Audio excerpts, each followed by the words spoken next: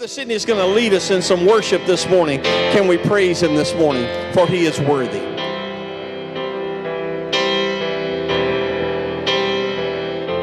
I cast my mind to Calvary, where Jesus bled and died for me.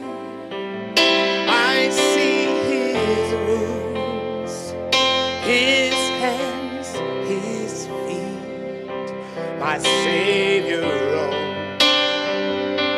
that cursed tree.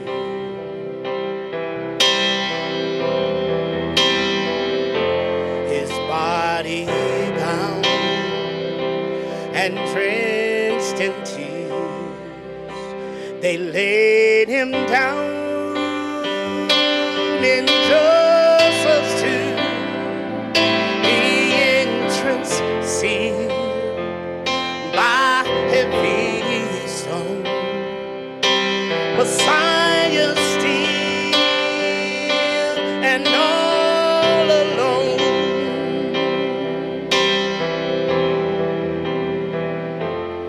Oh, praise the name of the Lord our God.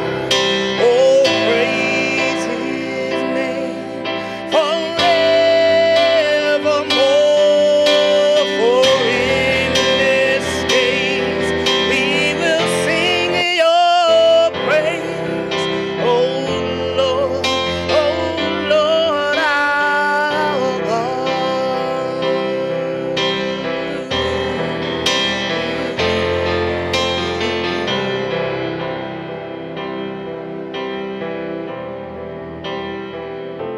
Then on the third at break of dawn, the Son of Heaven rose again. Oh, trampled death, where is your sting? The angels roar for Christ the King.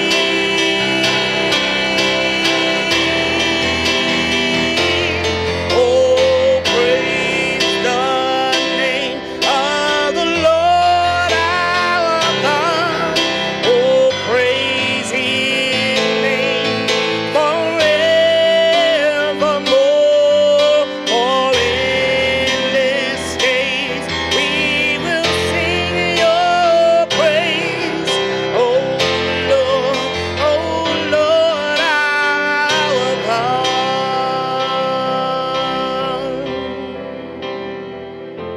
He shall return in robes of white, the blazing sun shall pierce the night, and I will rise amongst the saints. My gaze transfixed on Jesus' face.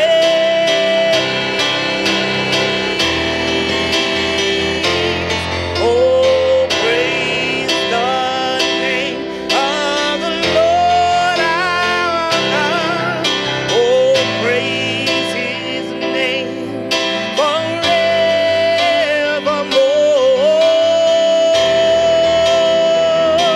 And we will sing your praise.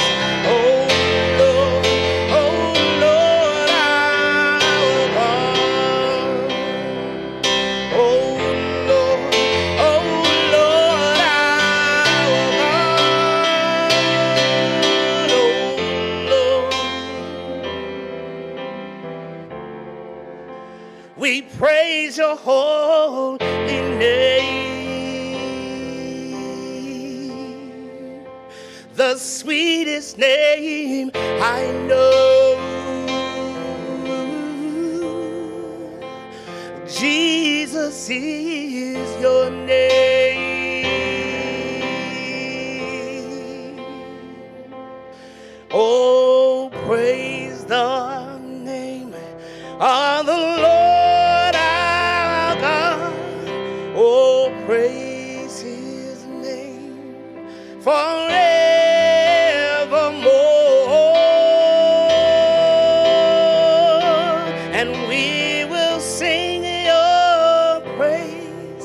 Oh Lord, oh Lord, our God.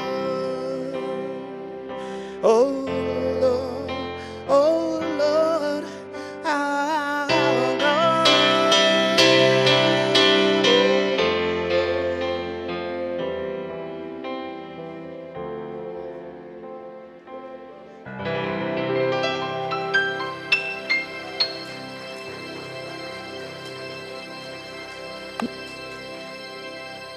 Two.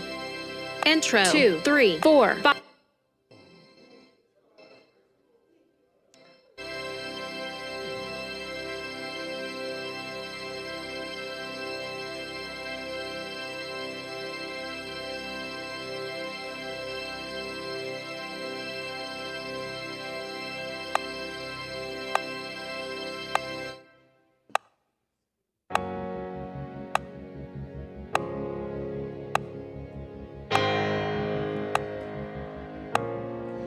You are not hidden. There's never been a moment you were forgotten. You are not hopeless. Though you've been broken, your innocence stolen. I hear you whisper underneath your breath.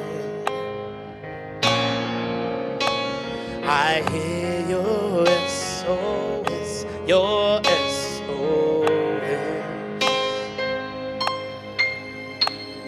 And I will send out an army to find you in the middle of the darkest night is true, and I will rescue you.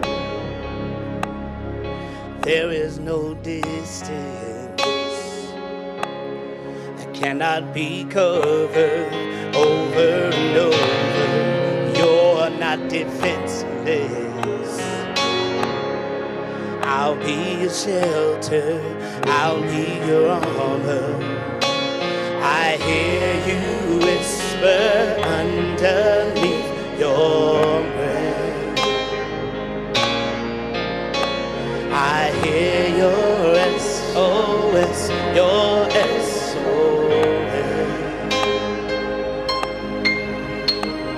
And I will send out an army to find you in the middle of the darkest night. It's true, and I will rescue you.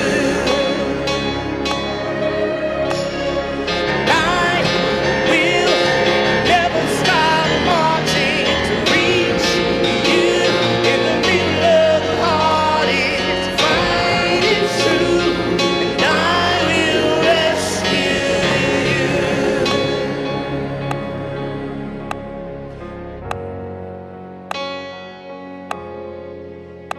Your breath, I hear you whisper, you have nothing left. And I will send out an army to find you in the middle of the darkest night. It's true, and I will rescue you.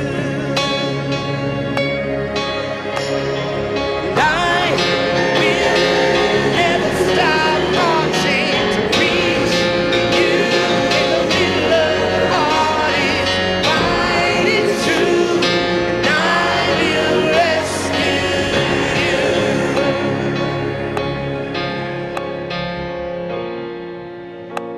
Oh, I will rescue you.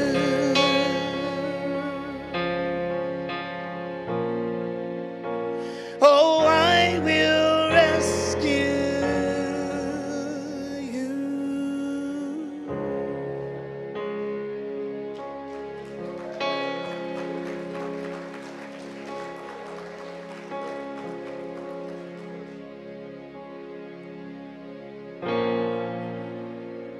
Never give up on me. Oh, you never gave up on me.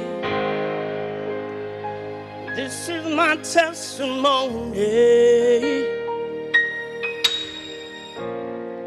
Oh, you never gave up on me. Oh, you never gave up on me. Oh, this is my testimony.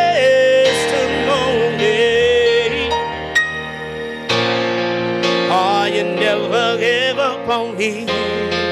Oh, you never gave up on me.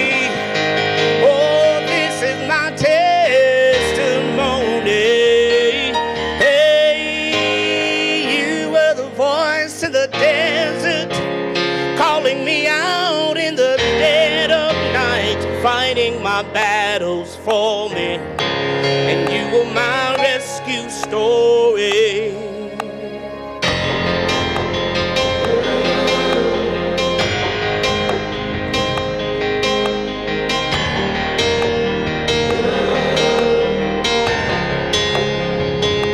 And there I was,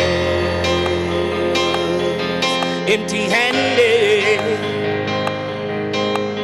crying out in the pit of my despair. And there you were, in the shadows, holding out your hand, you met me there. And now where would I be without you? Where would I be? Jesus, you were the voice in the desert, calling me out in the dead of night, fighting my battles for me, and you were my rescue story. Lifted me up from the ashes, carried my soul from death to life, bringing me from glory to glory, and you were my rescue story. And you are, you are my rescue story. And you are,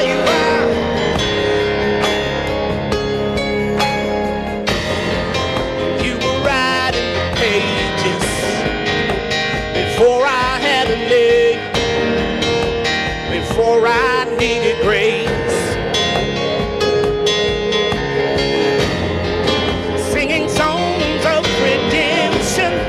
But every time I ran away, you were louder than my shame. And now where would I be without you? Where would I be? Jesus, you were the voice in the desert, calling me out in the dead of night, fighting my battles for me, and you were my rescue story. Lifted me up from the ashes, you carried my soul from death to life, bringing me from glory to glory, and you were my rescue story. You never gave up on me. Oh, you never gave up on me. Oh, this is my testimony.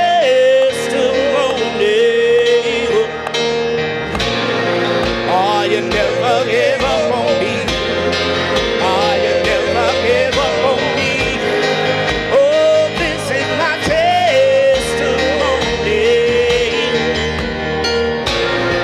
Oh, you never gave up on me. Oh, you never gave up on me. Oh, this is my testimony.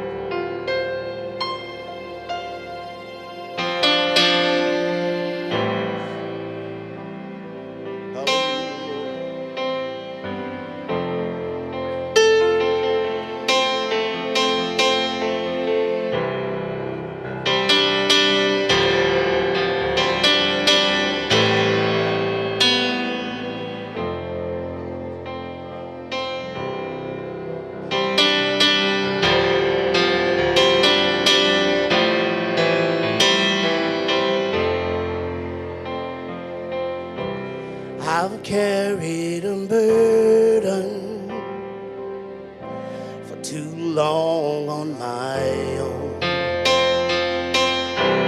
I wasn't created to bear it alone. I see your invitation to let it all go, and I see it now. I'm laying it down, and I know that I need you. I run to the Father, I fall into grace. I'm done with the hiding, no reason to wait. My heart needs a surgeon, my soul needs a friend, so I run to the Father again and again and again and again. Oh, oh, oh. You saw my condition, had a plan from the start. Your son for redemption,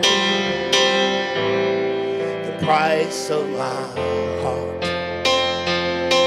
And I don't have the context for that kind of love. I don't understand, I can't comprehend. All I know is I need you. I run to the Father, I fall into grace. I'm done with the hiding, no reason to wait. My heart needs a surgeon, my soul needs a friend, so I run to the Father again and again and again and again. Oh, oh, oh, my heart has been in your sights long before my first breath, running into your arms is running to life from death. And I feel this rush deep in my chest. Your mercy is calling out. Just as I am, you pull me in, and I know I need you now. So I run to the Father, I fall into grace. I'm done with the hiding, no reason to wait. My heart's found a surgeon, my soul has found a friend, so I run to the Father again and again and again and again. Oh, oh, again and again and again and again. Oh, oh, again and again and again and again.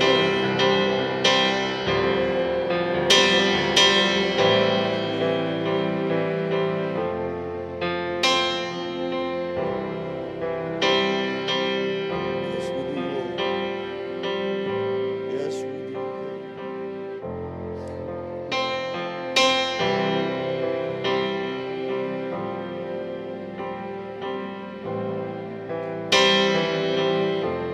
My heart has been in your sights long before my first breath, running into your arms is running to life from death.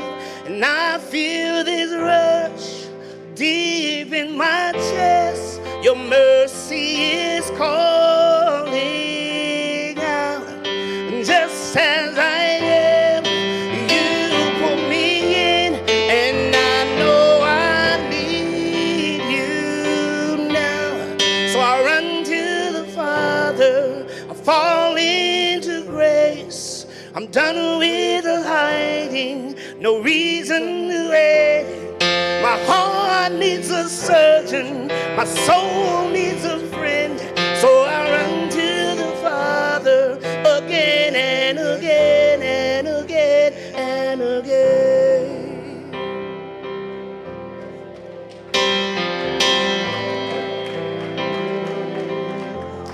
Again and again.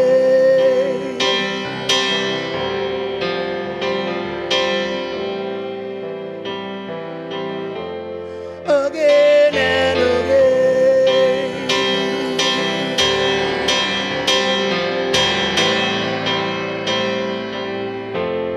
Again and again.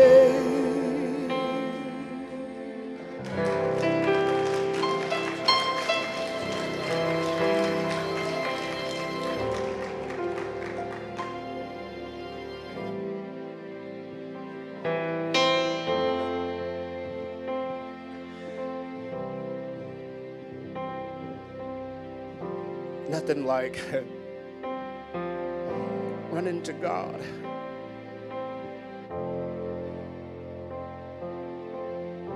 These times, you got to have Jesus.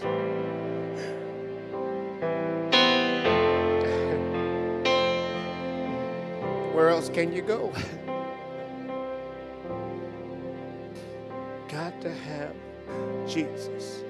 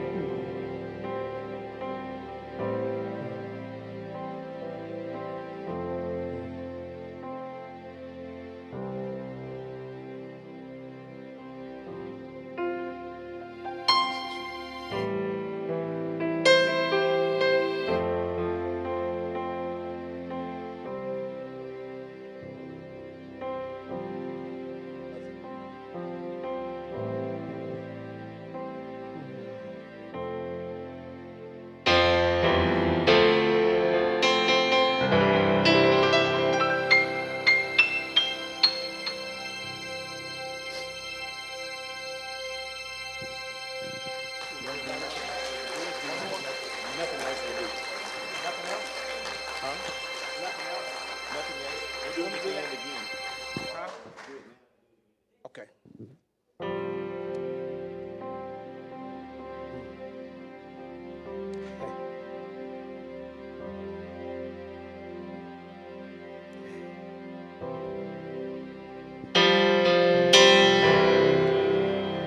Nothing else.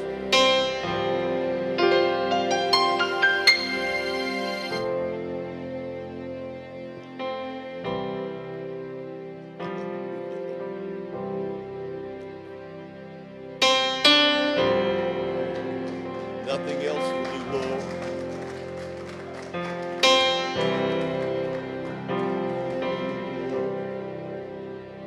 Caught up in your presence, and I just wanna sit here at your feet.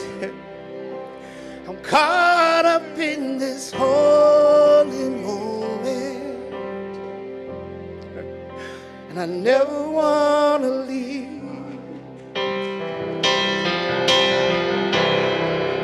Oh, I'm not here for blessings, and Jesus, you don't owe me anything, and more than anything that you can do, I just want you.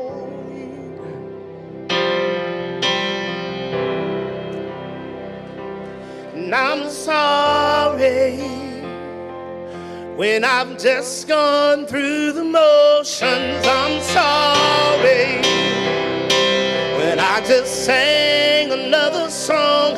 So take me back to where we started, 'cause I open up my heart to you.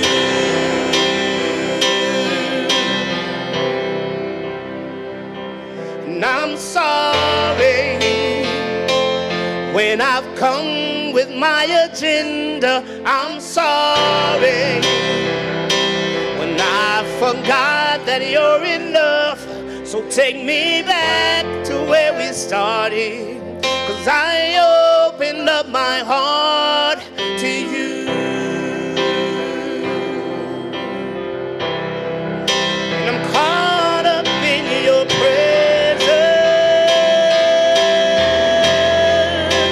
And I just wanna sit here at your feet.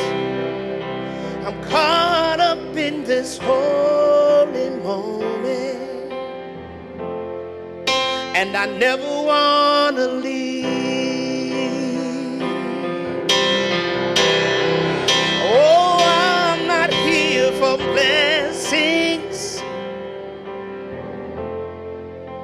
and Jesus, you don't owe me anything. And more than anything that you can do, I just want you.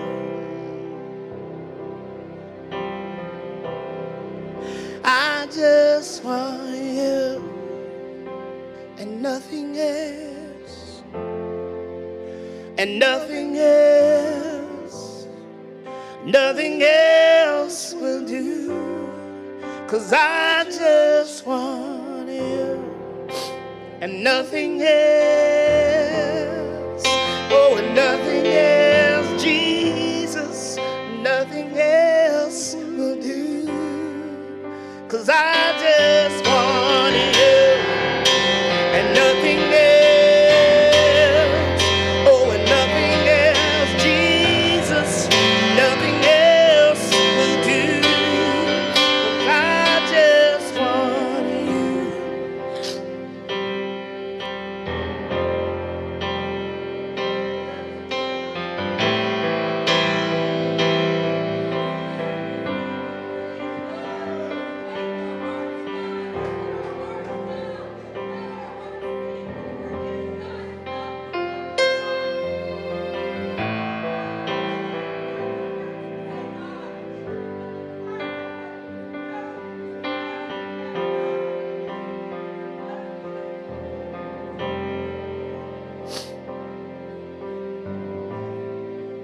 Nothing else will do.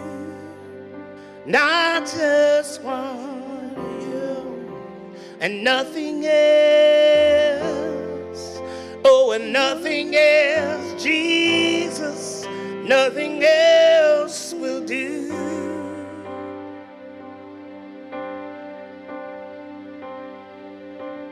And I'm sorry when I've come with my agenda. I'm sorry when I just sang another song. So take me back to where we started, 'cause I opened up my heart to you.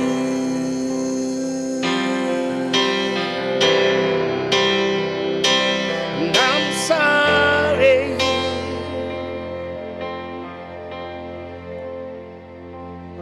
I'm sorry when I forgot that you're enough.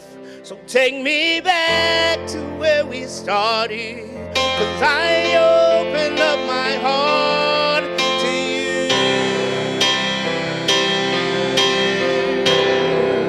And I'm caught up in your presence. And I just wanna sit here at your feet. I'm caught up in this holy moment, and I never wanna leave.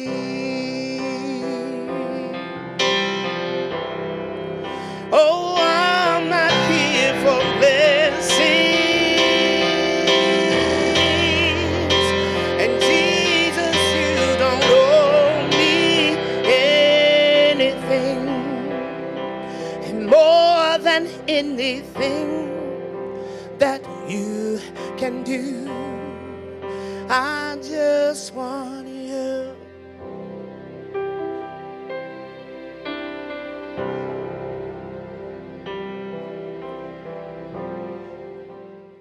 In its very foundation is where we have to stay. I know that right now there are all kinds of voices that are crying out in this land.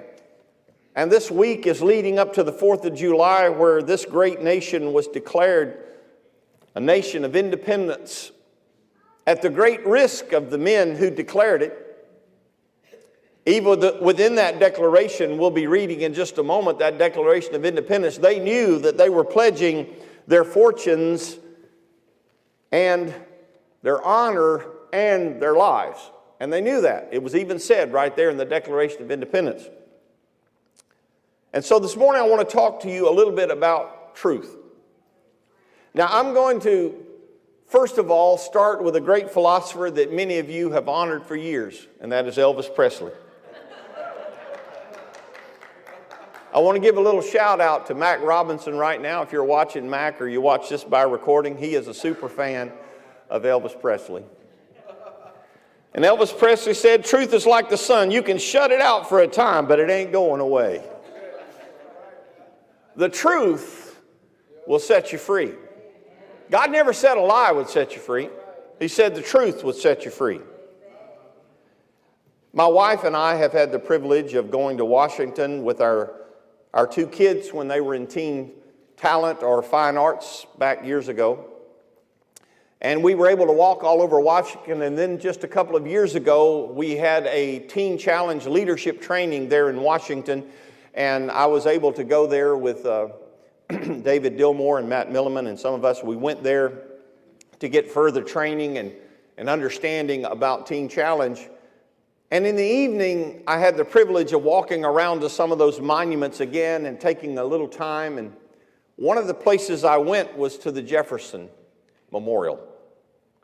And there in that beautiful Jefferson Memorial, on one of the walls there, engraven into that stone, is a statement out of the Declaration of Independence.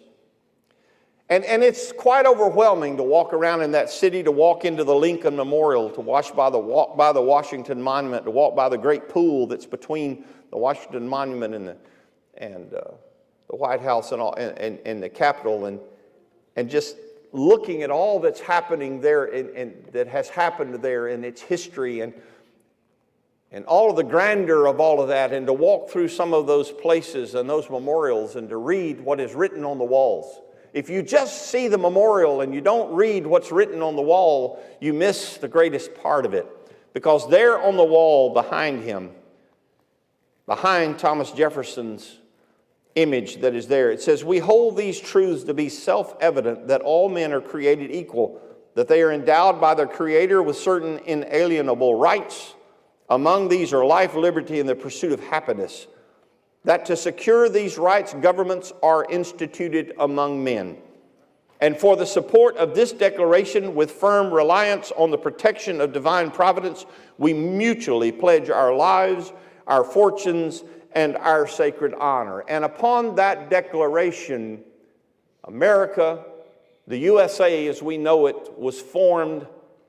And there was a declaration that we declare ourselves free from the tyranny of England. These men knew that if it didn't go well, they knew that if they were not successful, every one of them would be tried as a traitor and killed if they happened to survive the war for our independence. After fighting that war for our independence, then there was a constitution that was formed. And I want you to hang with me for a minute, because it is the truth within these things that we stand for. Notice in this Declaration of Independence, we hold these truths to be self-evident. There's something about truth. There's something about truth that is self-evident. You see, a lie will be exposed, but the truth, when it is the truth will be proven. The truth becomes self-evident. When you look at the truth stands for itself. It doesn't have to be cloaked. It doesn't have to be disguised. You don't have to be deceived into it. You have to just properly and sincerely see it. sometimes the problem with the truth is we don't know the truth. We heard the truth. The Bible even tells us in Romans chapter 10, he says faith comes by hearing, and hearing by the word of the Lord. It does not say faith comes with hearing, because there are people who have heard the truth, but they have not perceived the truth. And the truth of the Declaration of Independence is this, that it is self-evident that all men are created equal. Notice that word created. And they are endowed by their Creator with certain inalienable rights.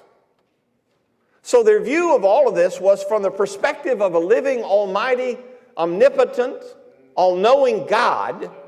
From this perspective and this understanding, when we look at matters, we understand that God created all men equal. Now, the problem that we have is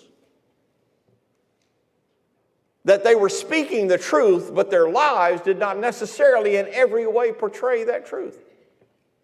But was what they said untrue? No. Did their lives necessarily align perfectly with that truth? The truth is no. But as Elvis Presley said, the sun's going to just keep shining until one day you got to step into it. It doesn't go away. You can block it out for a time, but eventually that truth will come to pass.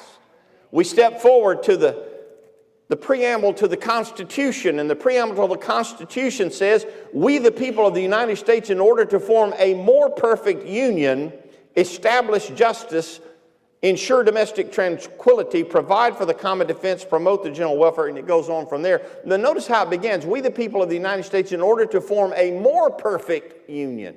Something we need to understand. This is not a perfect union. It's a more perfect union than a tyrannical rule over a people where a few people control the masses and decide for all men.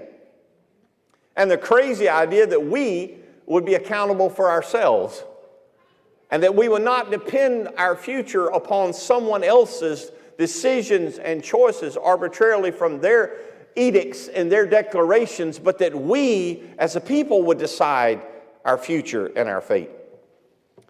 And thus was created a more perfect union, but not a perfect one. This is a nation that is still pursuing the truth and the establishment of justice. The ideals and the perspective and the context of justice is still something that is very much alive in this nation and should be. It is what I stand for. It's what I believe in. It is what I defend. The objectives of our founders were lofty and far beyond their reality, and sometimes they knew, and we know, that it must be pursued. Washington, in one of his quotes, says this.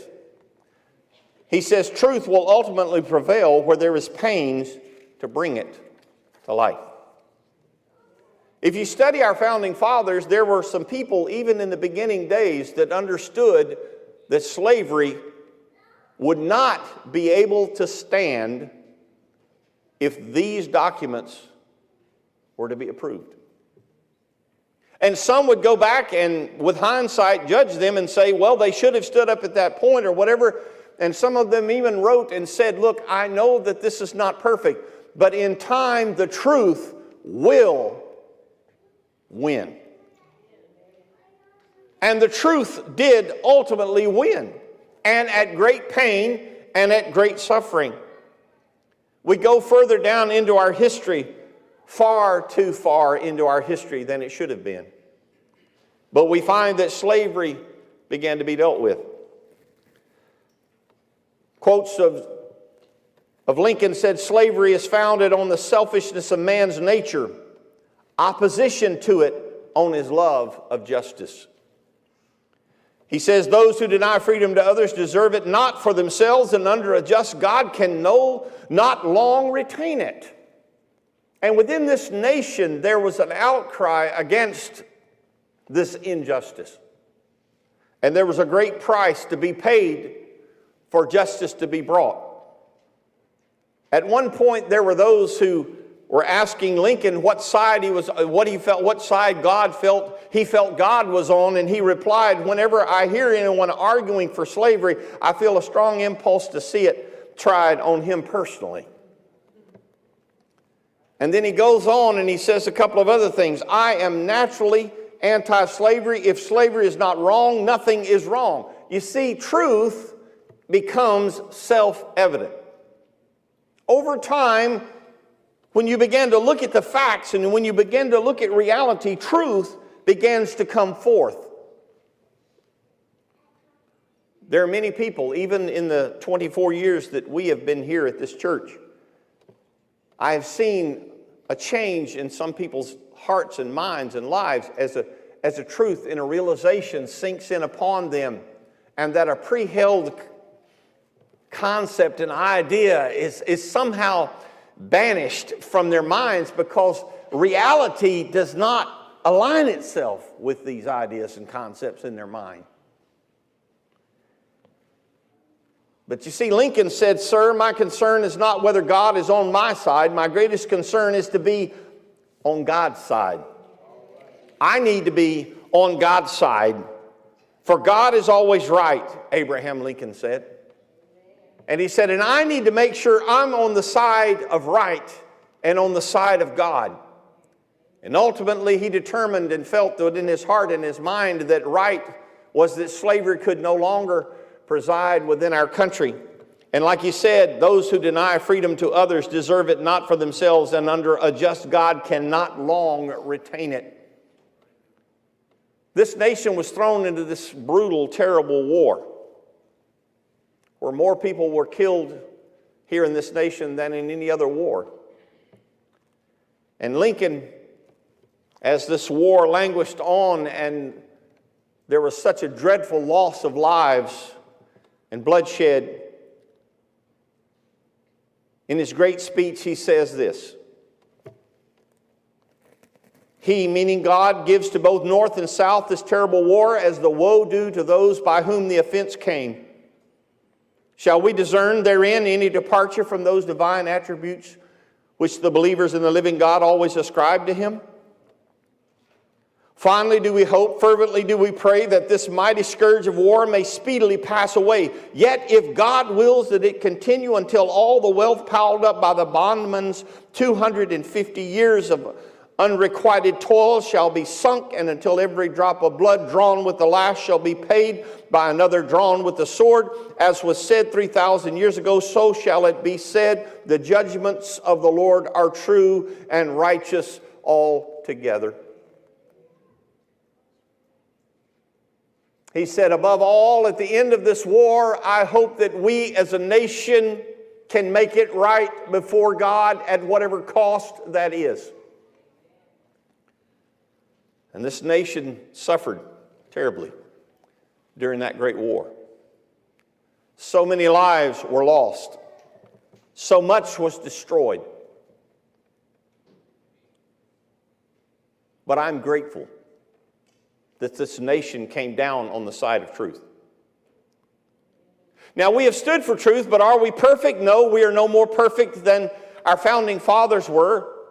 We're actually no more perfect than many of the authors of the Bible which we read. There are some who would say that if I am imperfect, then every word that I've spoken is irrelevant and discounted and cannot be listened to. Well, if that is true, throw out the Psalms. Throw out Proverbs. You know, for that matter, throw out the writings of Paul. Throw out the writings of Peter. Were they perfect people? Throw out the story of Abraham. The things that happened, the things that have been done. But yet truth, you see, truth is truth. No matter who speaks it, it is truth. There are some who wonder, how in the world can some evangelists whose lives have been proven to be ungodly, how can they be effective ministers of the gospel of Jesus Christ? There have been times in the past where there were great evangelists who had tremendous revivals, thousands of people saved, people healed from diseases, miracles taking place and everything else. Come to find out they were scoundrels. How can that happen? Because Jesus said, you shall know the truth, and the truth will set you free. Because the truth is, they didn't set anyone free. The truth is, they didn't heal anyone. The truth is, they didn't save anyone, but they pointed people to the one who can and the one who will. And when I believe in the one who can and the one who will, he does. Because he says, everyone who calls upon the name of the Lord, they will be saved. And when you call upon me, I will hear you. So if I inspire you to call upon the name of the Lord, if I inspire you to understand the truth of Jesus Christ, that is truth. And when you believe that truth sets you free. So I look at our nation and I look at our founding documents and I look at them and I say there is truth within them that is self-evident, and that if we can only remember that it is that truth that I stand for. That is truth. I believe the words of the Declaration of Independence not because of my faith in the person who said it, but in the truth that it declares and the God who is credited for its endowment. So I look here on the front row, and Marshall has finished his basic training and now goes into service in the Guard. I thank God for men and women across this nation who strap on their uniforms and defend this nation around the world. And they're not defending a person, they're defending an ideal and a concept, the concept of freedom, the concept of justice. And we are still in the throes of that struggle to bring that to greater and greater perfection. And there again, shall we use their words, a more perfect union. We do have a union. It's not perfect. And I pray before God that it will ever improve and that it will ever grow in its maturity and become more and more just and right before God. And that we will stand for justice and freedom for all. But within the Bible, those of us who are believers in Jesus Christ, we have this clear understanding that even the truths that are spoken within the Declaration of Independence that declares that God is the grantor of rights to men and that all men are created equal, we understand this, that it is in our belief in God that we stand. It is in our faith in the Lord Jesus Christ.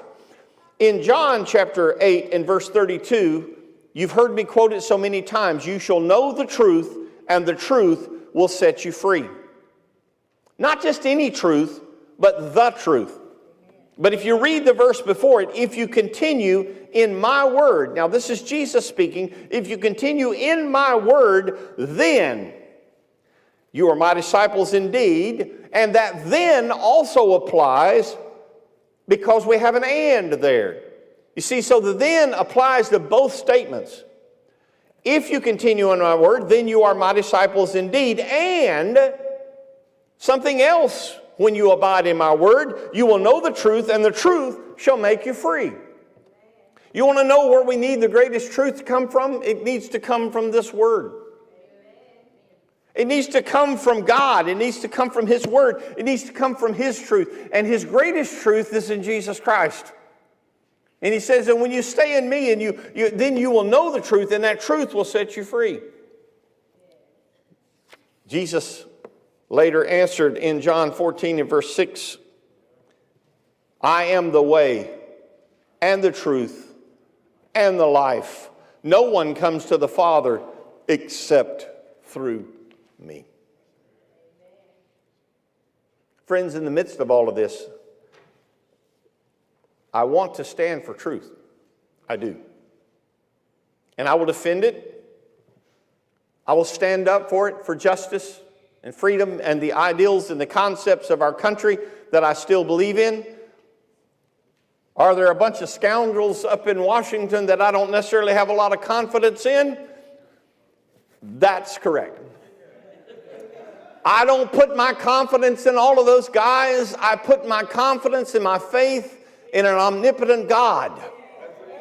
And I believe that if we, who are His people and are called by His name, if we will humble ourselves and pray. You know, when all of this started with this coronavirus and everything, you remember I started out with that passage where Solomon is dedicating the temple to God, and God blesses it with His presence. And He says, this is a place where I will hear your cries before the mercy seat. Well, we have a God, we have a high priest, we have a mercy seat that we are ever able to approach now that Christ has removed that veil between the holy place and the holiest of holies. And he says, if my people who are called by my name will humble themselves. So we, as the people of God, we should humble ourselves before God, and we cry out to God to heal our land. I believe God is the grantor of our rights. I believe God is the sustainer of this nation. Even the founding fathers said, without the providence of God, we're doomed. We'll never make it. I'm also grateful that God doesn't only use perfect people. Because if he did, Jesus would have been the only one. He wouldn't have used any of the prophets of old. He wouldn't have used any of the disciples in the New Testament. He wouldn't have used any of us. But he comes to us in our imperfections, in our inadequacies, in our failures. And he says, you know what? You don't have to be perfect, just humble before me. You don't have to be wise, I can make you wise. You don't have to be strong, I can make you strong. And we come before God. I love the words of someone we lost recently, Ravi Zacharias, a great defender of the faith, an apologist par excellence. And he said this, if you're looking for an absolute, you will only find it when all the diversity within you is bound up together in the coherence of the worship of the living God who is the truth. At the end of it all, God. If we move that foundational stone, everything else begins to crumble around us. So at the foundation of it all, I do believe in the providence of God. And without his providence, I will say, along with our founding fathers, if he be not for us, we're in real trouble. So we as a nation, we as his people, I cry out to the people of God right now that we humble ourselves before him and we cry for God to exalt the truth. For the truth is the key. The truth is the key to our freedom. The truth is the key to our nation. And if God can bring forth the truth, but the first truth that we all have to rely upon is that Jesus Christ declared it himself, I am the way, the truth, and the life. And if I can establish that truth, there are so many other truths that God can bring to bear within my life. Many of you were there in the Unite, Mississippi, when we were at the Memorial Stadium. And Dr. Tony Evans spoke to the crowd. And he said something there that I have not forgotten. It's so profound. And he said, you know, the problem is we put Christian in the adjectival position. I am a white Christian. I'm a black Christian. I'm a Republican Christian. I'm a Democrat Christian. I'm a whatever. He said, Christian is not to be in the adjectival. Whatever I am goes in the adjectival position. I am a Christian who is white, a Christian who is black, a Christian who is a Republican, a Christian who is a Democrat. And I know that for either side, they can say that's like an oxymoron to say you're a Christian and then put this other title, whichever side you want to come from. But first, I am a Christian. And we need to get that principle right. And that's what he said. He said, first of all, before anything else, I am a Christian. And the adjectival role describes whether I'm white or black or Democrat or Republican, but I must first in all I do be Christian and Christ-like in how I live my life and what I do. So you want to know what the real truth is for you? Be Christ in this moment. Be Christ-like in this moment. That is truth. Christ-likeness. Some of us have a picture of Jesus as this mousy little person who walked around never even raising his voice and never even being ruffled and just kind of walking around with this little warm, fuzzy feeling around him. You need to go back and read everything he said.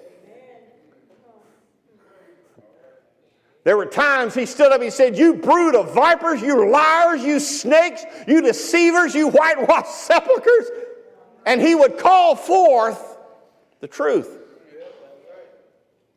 He was the one who fashioned a whip, not in a rage, in an instantaneous rage. If you study the scriptures and all the parallel passages, you find that Jesus went to the temple, surveyed what was going on, went back that night, and went back prepared, sat down and took a rope and fashioned a whip. He took the time to sit there and create a whip out of a rope. He didn't just suddenly fly off the handle and do something. And everything he did was measured and intentional. And he drove them out, the money changers and the people who were selling the animals, and said, "This is my house, and it shall be a house of prayer, not a den of thieves." But at the same time, he was gracious and merciful and compassionate and tender and caring. He would touch the leper when everyone else said they had to stay 10 feet away, because he knew that with his touch there was healing. So this is the Jesus that you and I serve. And when we will learn more of him,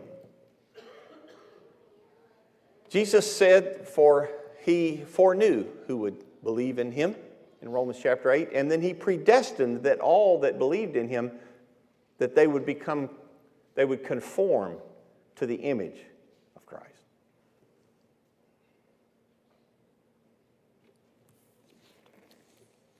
So what do we do? I believe we need to pray, and we need to ask God in his wisdom to bring forth the truth, and let the truth come forth. Let the truth be known. Let the truth become self-evident.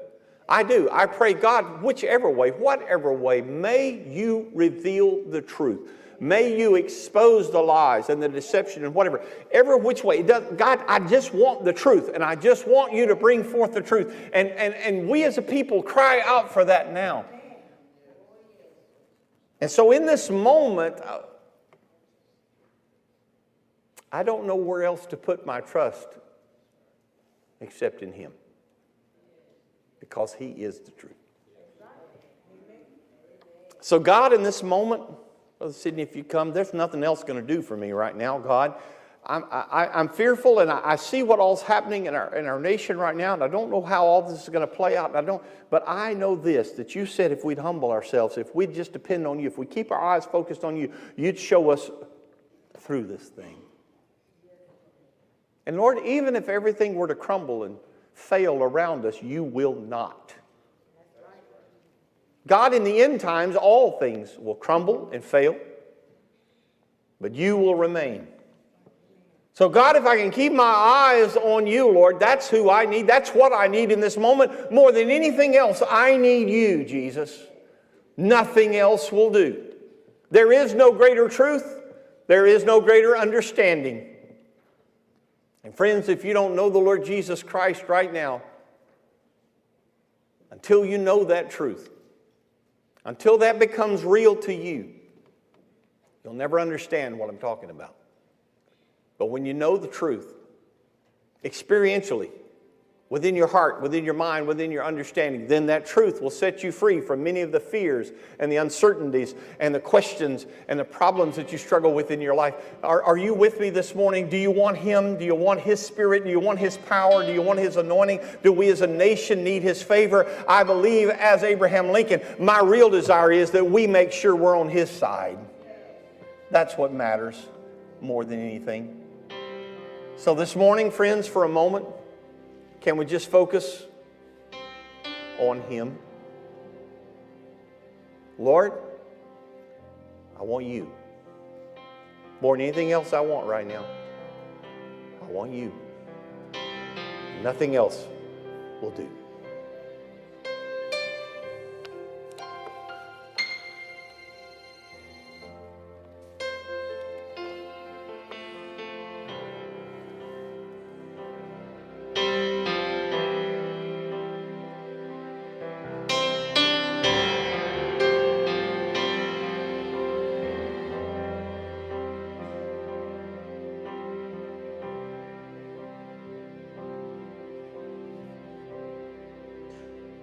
Caught up in your presence,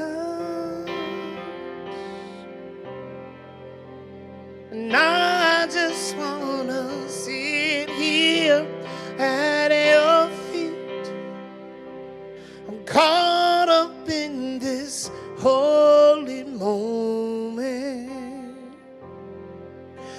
and I never wanna leave. Right now, call out. Call out. Jesus. Jesus.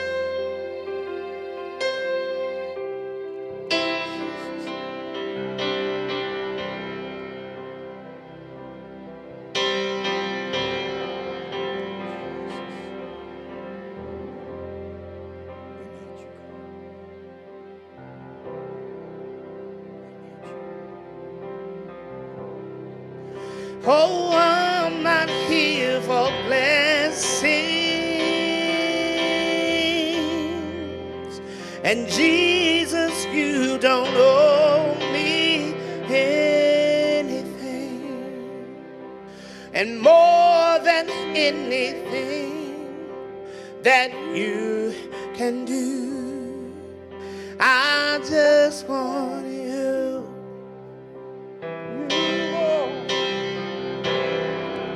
I just want you and nothing else.